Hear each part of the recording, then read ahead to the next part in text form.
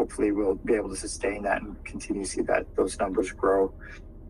Because from my perspective, I want to establish basically brand recognition in the U.S. so that, people know of who we are and they come looking for us at conferences and things like that.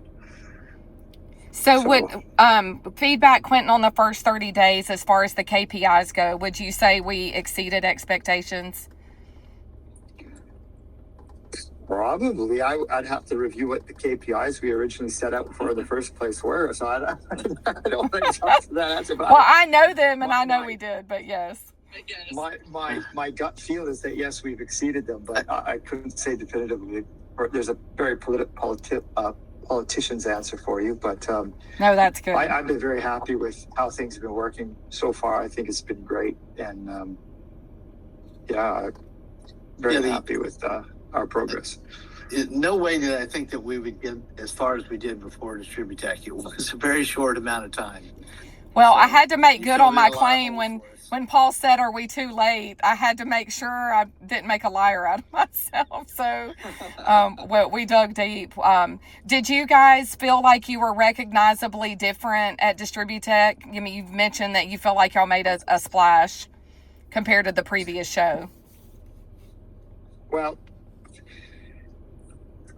I can only comment on the previous show indirectly, but we did not have a booth at the Distributech, and we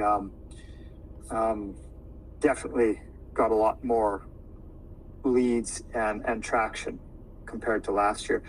If we compare ourselves to Grid Forward, where we did have, that was the first time we did a booth. It was a smaller event, but we didn't have any of the marketing and lead up like we did in the last 2 weeks for Distributech, and I think that makes a big difference because although we had a bit of traffic and stuff, I felt like we were pretty much flat chat the whole time at Distributech, where at Grid Forward, we were kind of roping people in now and then, and it's just like organic traffic completely, where this, we've already built the funnel and they were coming, with intent rather than just wandering by.